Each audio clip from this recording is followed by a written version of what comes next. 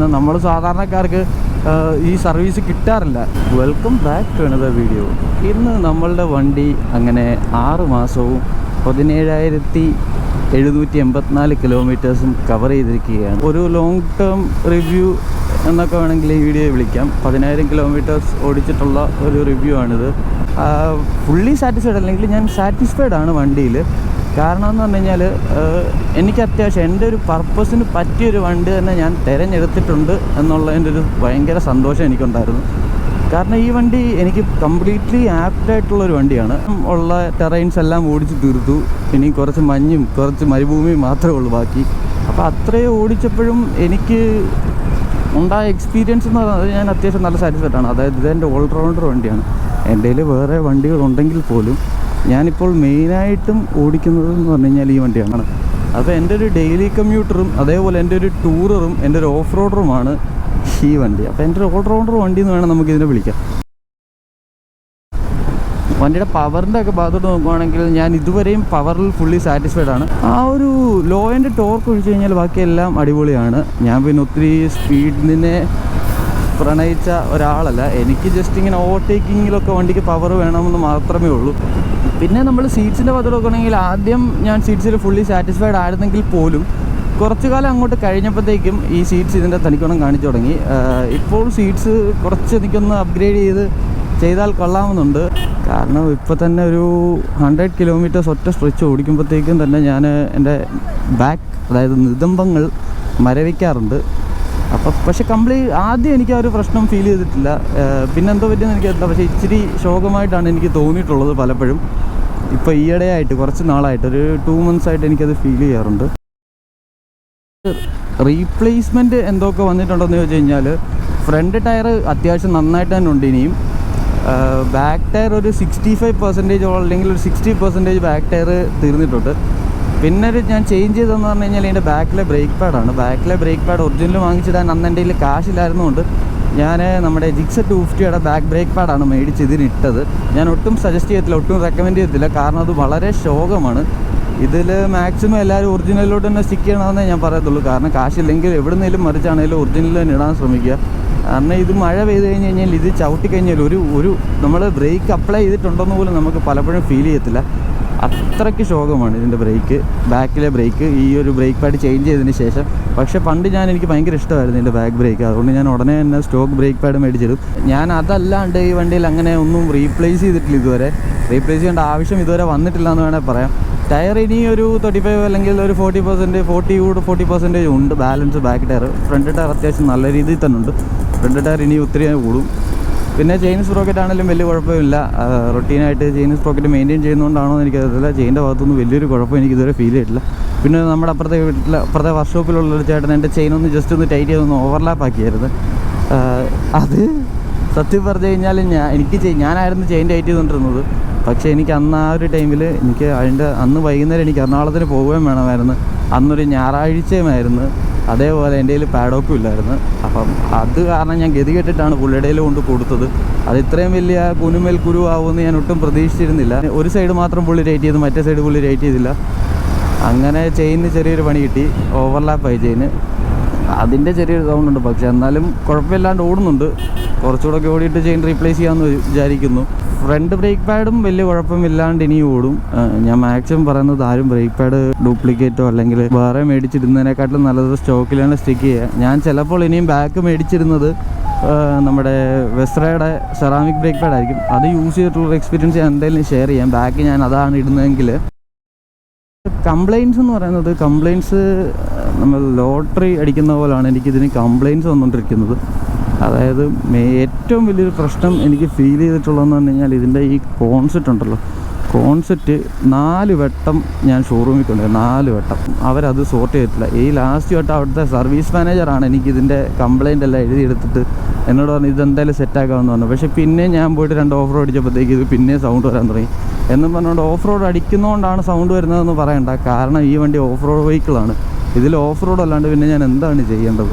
പിന്നുള്ളതെന്ന് പറഞ്ഞു കഴിഞ്ഞാൽ ഇടയ്ക്കൊരു ടൈമിൽ ഈ വണ്ടി കയറ്റം പിടിക്കുമ്പോൾ ഇതിൻ്റെ എൻജിൻ്റെ അകത്തുനിന്ന് അല്ലെങ്കിൽ സിലിണ്ടർ ബ്ലോക്കിൻ്റെ ആ ഒരു ഭാഗത്തുനിന്ന് മണി അടിക്കുന്ന സൗണ്ട് ഉണ്ടായിരുന്നു. അതായത് ഹോമത്തിന് പൂജാരി ഇരുന്ന് മണി അടിക്കുന്നതുകൊണ്ട് കിണിന്ന് സൗണ്ട് ഉണ്ടായിരുന്നു. അത് ഇപ്പോൾ വലുതായിട്ടില്ല. അവർ പറഞ്ഞത് ടൈമിംഗ് ചെയിൻ്റെ ആണെന്നാണ്. പക്ഷേ നമ്മുടെ സബ്സ്ക്രൈബർ തന്നെ എനിക്ക് മെസ്സേജ് ഇടാനായിരുന്നു അതെന്തോ ബാലൻസറോ അങ്ങനെ എന്തോ കാര്യമാണെന്ന്. അതിനെപ്പറ്റി എനിക്ക് വലിയൊരു ധാരണ ഇല്ലാത്തതുകൊണ്ട് ഞാൻ അതിനെപ്പറ്റി ഓവറായിട്ട് സംസാരിക്കുന്നില്ല. ഗിയർ സ്ലിപ്പാവുന്നൊരു ഇഷ്യൂ ഉണ്ട്. അതായത് 4th നിന്ന് 5th ചേഞ്ച് ചെയ്യുമ്പം ഗിയർ സ്ലിപ്പാവുന്നുണ്ട്. ഞാൻ വലുതായിട്ട് ബോദർ ചെയ്യുന്നില്ല, കാരണം അത് ബോദർ ചെയ്തിട്ട് കാര്യമില്ല. അവിടെ ചെല്ലുമ്പോൾ അവർ ഈ പ്രശ്നം ഇല്ലെങ്കിൽ അവരെന്തായാലും ഇത് റീപ്ലേസ് ചെയ്യാൻ പോകുന്നില്ല. ഈ കോൺസെപ്റ്റിൻ്റെ തന്നെ ഇപ്പോൾ 4 വട്ടം ഞാൻ പോയി. ഞാൻ ഒട്ടും സാറ്റിസ്ഫൈഡ് അല്ല സർവീസിൻ്റെ ഭാഗത്തുനിന്ന്. വണ്ടി കിടിലൻ വണ്ടിയാണെങ്കിൽ പോലും ഈ സർവീസ് സെൻ്റേഴ്സാണ് ഇത്രയും സീൻ ഉണ്ടാക്കുന്നത്. നമ്മുടെ ഒരു ഗ്രൂപ്പുണ്ട് സ്ക്വാഡക്സ് എന്ന് പറഞ്ഞാൽ, അതിലാണെങ്കിലും എല്ലാവരും പറയുന്നത് വണ്ടി അടിപൊളി വണ്ടിയാണ്, ഈ ഷോറൂമുകാരാണ് ഈ വണ്ടി ഇത്ര നശിപ്പിക്കുന്നത്. റോയൽ എൻഫീൽഡിൻ്റെ ഷോറൂംസ് റോയൽ എൻഫീൽഡ് ബൈക്സിനോട് ചെയ്യുന്നതിനേക്കാട്ടിൽ കൂടുതലായിട്ട് എനിക്ക് ഇത് ഫീൽ ചെയ്തു. കാരണം ഹീറോ ഇപ്പോൾ ഇറക്കുന്നതിലൊരു ഫ്ലാഗ്ഷിപ്പ് വണ്ടിയാണിത്. അതായത് ഏറ്റവും ടോപ്പ് മോഡൽ വണ്ടി എന്നൊക്കെ വേണം നമുക്ക് എക്സ്പൾസിനെ വിളിക്കാം. അപ്പോൾ അങ്ങനെയുള്ളിടത്ത് ഇവർ ഈ കാണിക്കുന്നത് ഭയങ്കര മോശമാണ്. അതായത് ഞാൻ ഇവരുടെ അടുത്ത് എത്ര നമ്മളെ കൊണ്ട് പറയാൻ പറ്റുന്നതിനെ മാക്സിമം ഞാൻ അവരുടെ അടുത്ത് പറഞ്ഞ് ലാസ്റ്റ് സൗണ്ടും കേൾപ്പിച്ചെടുത്ത് ആ ഒരു ഇഷ്യൂ ഉണ്ട്. അത്രയൊക്കെ ഉള്ളൂ കംപ്ലയിൻറ്റ്സ് ആയിട്ട് എനിക്ക് കിട്ടിയത്. മൈലേജിൻ്റെ ഒക്കെ ഭാഗത്തോട്ട് പറയുകയാണെങ്കിൽ ഞാൻ ആദ്യം ഒരു മൈലേജ് ടെസ്റ്റ് നടത്തിയിട്ടുണ്ട്. എനിക്ക് തോന്നുന്നു സെക്കൻഡ് സർവീസ് കഴിഞ്ഞതിന് ശേഷമാണോ അതോ ഫസ്റ്റ് സർവീസ് കഴിഞ്ഞതിന് ശേഷമാണോ എന്ന് ഓർമ്മയില്ല. പക്ഷേ ഞാൻ ആ മൈലേജ് ടെസ്റ്റ് ചെയ്ത സമയത്ത് ഞാൻ ഭയങ്കരമായിട്ട് ഞെട്ടിപ്പോയി. ഇത്രയും മൈലേജോ എന്നുള്ളൊരു ഇതിലോട്ട് ഞാൻ വന്നായിരുന്നു. അന്ന് ഏകദേശം എനിക്കൊരു റൗണ്ട് ചെയ്തൊരു 60 കിലോമീറ്റേഴ്സ് മൈലേജ് കിട്ടി. 50 to 55 കിലോമീറ്റേഴ്സിലും എനിക്ക് മൈലേജ് എന്തായാലും കിട്ടുന്നുണ്ട് വണ്ടി. നമ്മൾ ഉടനെ തന്നെ ഒരു മൈലേജ് ടെസ്റ്റിൻ്റെ വീഡിയോ ചെയ്യും. കുറേ പേര് അതെൻ്റെ അടുത്ത് പറയുന്നു. പക്ഷേ എന്നാൽ പോലും എനിക്കത് ചെയ്യാനുള്ളൊരു പൈസ എൻ്റെ കയ്യിലില്ല ഫുൾ ടാങ്ക് അടിക്കാനുള്ള. അത് പക്ഷേ നമ്മൾ ഉടനെ തന്നെ ചെയ്യും. ഉടനെ തന്നെ മൈലേജ് ടെസ്റ്റിൻ്റെ ഒരു വീഡിയോ വരുന്നതായിരിക്കും. വണ്ടി എൻജിൻ കംപ്ലീറ്റ്ലി റൺ ചെയ്ത് ഫ്രീ ആയിട്ടുണ്ട്. അപ്പം ഇത് കഴിഞ്ഞതിന് ശേഷമായിരിക്കും, ഇത് കഴിഞ്ഞിട്ട് mileage test proper mileage test ചെയ്യുന്നതായിരിക്കും ഇച്ചിരി നല്ലത്. അതായത് ഒരു ടാങ്ക് ടു ടാങ്ക് ചെയ്ത് നമുക്ക് എന്തായാലും ഒരു മൈലേജ് ടെസ്റ്റിൻ്റെ വീഡിയോ നമുക്ക് ചെയ്യാം. ഇപ്പം എൻ്റെ ഒരു വിശ്വാസത്തിൽ ഇതിനൊരു 50 to 55 കിട്ടുന്നുണ്ടെന്നാണ് എൻ്റെ ഒരു വിശ്വാസം. ഞാനിതിനെ ഇച്ചിരി ഒരു ടൂറിങ് കേപ്പബിൾ ആയിട്ടുള്ള വണ്ടി ആക്കാനാണ് ശ്രമിച്ചുകൊണ്ടിരിക്കുന്നത്. അപ്പം ആ ഒരു ടൂറിങ് കേപ്പബിലിറ്റി എനിക്ക് കിട്ടാനായിട്ടുള്ള കാര്യങ്ങൾ മാത്രമാണ് ഞാൻ ഈ വണ്ടിയിൽ ചെയ്തുകൊണ്ടിരിക്കുന്നത്.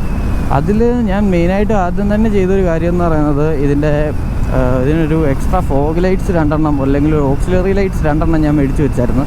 അത് HJGയുടെ മിനി ഡ്രൈവിംഗ് ലൈറ്റോ അങ്ങനെ കണ്ടു വരുന്നൊരു സാധനമാണ്. ഇതിൻ്റെ ഈ 2 കുറ്റി വിടത്തെ സാധനമാണ്. ഇത് കാണുന്ന പോലെയല്ല, ചെറുതല്ല, അത്യാവശ്യം നല്ല കിട്ടില്ലൻ യൂസ്ഫുൾ ആയിട്ടൊരു പ്രോഡക്റ്റ് തന്നെയാണ്. ഞാൻ അത്യാവശ്യം എല്ലാവർക്കും റെക്കമെൻഡ് ചെയ്യുന്നൊരു സാധനമാണ്. പിന്നെ വെക്കുമ്പോൾ നിങ്ങളൊരു റിലേ യൂസ് ചെയ്ത് വെക്കുക, ഇല്ലെങ്കിൽ ശോകമാവും, ഇടയ്ക്ക് വണ്ടിയുടെ ഫ്യൂസ് അടിച്ചു പോകാൻ സാധ്യതയുണ്ട്. അപ്പോൾ റിലേ ഉണ്ടെങ്കിൽ അത് കോൺസ്റ്റൻറ്റ് പവർ തന്നെ ഡെലിവറി ചെയ്യും. അപ്പോൾ റിലേ വെച്ച് എല്ലാവരും മാക്സിമം ഇത് യൂസ് ചെയ്യാൻ ഞാൻ റെക്കമെൻഡ് ചെയ്യുന്നു. 1880 വിത്ത് ഷിപ്പിംഗ് ചാർജസ്. പിന്നെ ഞാൻ ചെയ്തതെന്ന് പറഞ്ഞു കഴിഞ്ഞാൽ ഇതിൻ്റെ ഹാൻഡിൽ ബാർ റേസേഴ്സ് മേടിച്ച് വെച്ചു. ഈ ഹാൻഡിൽ ബാർ റേസേഴ്സ് ഏകദേശം ഒരു 1250 രൂപ വന്നു. അതായത് ഹീറോയുടെ ഒറിജിനൽ ഹാൻഡിൽ ബാർ റേസേഴ്സ് തന്നെയാണ് മേടിച്ചത്. എക്സ്പൾസ് കൊണ്ട് ടൂർ ചെയ്യുന്ന അല്ലെങ്കിൽ ഓഫ് റോഡ് അടിക്കുന്ന എല്ലാവരും വെക്കണം എന്ന് പറയുന്നൊരു ആക്സസറിയാണ് ഈ ഹാൻഡിൽ ബാർ റേസർ എന്ന് പറയുന്നത്. അതായത് ഇത് വെച്ചതിന് ശേഷം വണ്ടിക്ക് ഭയങ്കര ചേഞ്ചാണ്. അതായത് നമ്മൾ വണ്ടി ഓടിക്കുമ്പോൾ വണ്ടി ഭയങ്കരമായിട്ട് നമ്മുടെ കയ്യിലിരിക്കുന്ന കൂട്ട് ഒരു ഫീലാണ്. അതായത് നേരത്തെ എന്ന് പറഞ്ഞു കഴിഞ്ഞാൽ വണ്ടി ഹാൻഡിൽ ബാറിലോട്ട് കുറച്ച് കിടന്നിട്ട് നമ്മുടെ ഷോൾഡറിൽ കുറച്ച് സപ്പോർട്ട് വരുമായിരുന്നു, അതായത് വണ്ടിയുടെ. പക്ഷേ ഇപ്പോഴെന്ന് പറഞ്ഞു കഴിഞ്ഞാൽ നമ്മുടെ കൈ, അതായത് നമ്മുടെ ഈ പാമിൽ വണ്ടി ഇങ്ങനെ നിൽക്കുന്ന പോലെ നമുക്ക് തോന്നും. അത് ഭയങ്കര ഒരു യൂസ്ഫുൾ സാധനമാണ്. അതെല്ലാവരും മേടിച്ച് വെക്കണമെന്ന് തന്നെ പറയുന്നുണ്ട്. പിന്നെ ബാക്കിയുള്ള ഹാൻഡിൽ ബാർ ഇതിനൊക്കെ ഒരു 1400 റുപ്പീസ് അബോവ് വരുന്നുണ്ട്. കാശില്ലാത്തതുകൊണ്ടാണ് ഞാൻ ഹീറോയുടെ മേടിച്ച് വെച്ചത്. പക്ഷേ ഞാൻ ഫുള്ളി സാറ്റിസ്ഫൈഡ് ആണ്. ആ ഒരു സാധനത്തിൽ ഞാൻ കംപ്ലീറ്റ്ലി സാറ്റിസ്ഫൈഡ് ആണ്. പിന്നെ ഞാൻ ചെയ്തതെന്ന് പറഞ്ഞു കഴിഞ്ഞാൽ ഇനി 2 ഗ്രിപ്സ് മേടിച്ചിട്ടു. സത്യം പറഞ്ഞു കഴിഞ്ഞാൽ ഈ ഗ്രിപ്സിൻ്റെ പുറകിൽ വലിയൊരു കഥ തന്നെ ഉണ്ട്. എൻ്റെ 2 കൂട്ടുകാർ ഈ പറഞ്ഞ പോലെ LRL മോട്ടോഴ്സിൽ പോയിട്ടുണ്ടായിരുന്നു.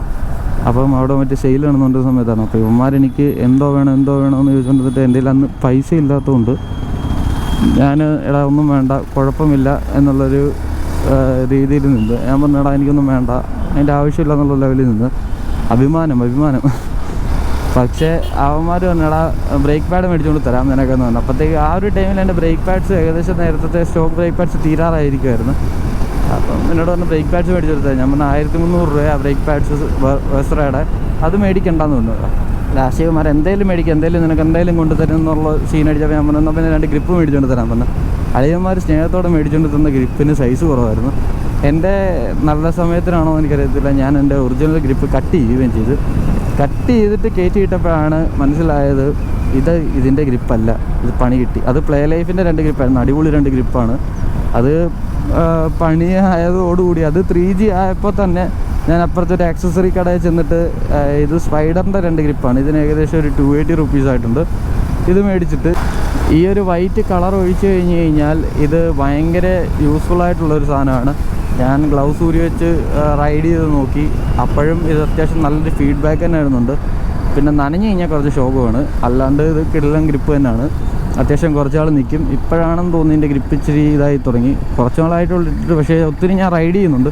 നമ്മൾ ഇങ്ങനത്തെ ഐറ്റംസൊക്കെ മേടിക്കുമ്പോൾ നമ്മൾ ഒരിക്കലും എത്ര നാളായി എന്നുള്ളതിനുപരി നമ്മൾ എന്തോരം വണ്ടി റൈഡ് ചെയ്തു എന്നുള്ളത് നോക്കുന്നതായിരിക്കും ഇച്ചിരി കൂടെ ബെറ്റർ. പിന്നെ ഞാൻ ചെയ്തൊരു കാര്യം എന്ന് പറഞ്ഞു കഴിഞ്ഞാൽ ഈ മിററിൻ്റെ ബാക്ക് വശം ഉണ്ടല്ലോ, ഈ മിററിൻ്റെ ബാക്ക് വശം നേരത്തെ ബ്ലൂ ആയിരുന്നു. എനിക്ക് ഭയങ്കര ഒട്ടും ഇഷ്ടമല്ലാത്തൊരു കാര്യമാണ് ആ ഒരു ബ്ലൂ കളറ്, പ്രത്യേകിച്ച് മിററിൽ. കാര്യം കൊച്ചു പിള്ളേരുടെ സൈക്കിള് മറ്റേ ഈ 3 വയസ്സ് 4 വയസ്സുള്ള പിള്ളേർക്ക് മേടിച്ചു കൊടുക്കുന്ന സൈക്കിളിൻ്റെ അതേൽ വെക്കുന്ന കണ്ണാടിയുടെ കൂട്ടായി എനിക്ക് പലപ്പോഴും ഫീൽ ചെയ്തുകൊണ്ടിരുന്നത്. അപ്പം അതുകൊണ്ട് ഞാൻ ഒരു സ്പ്രേ പെയിൻറ്റ് മേടിച്ച് ആ മിറർ അങ്ങ് അടിച്ചായിരുന്നു, ബ്ലാക്ക് ആക്കിയായിരുന്നു, മാറ്റ് ബ്ലാക്ക് ആക്കിയായിരുന്നു. അതൊരു മോഡിഫിക്കേഷനായിട്ട് കൂട്ടണ്ട, ബട്ട് സ്റ്റിൽ ഞാൻ പറഞ്ഞതേ ഉള്ളൂ.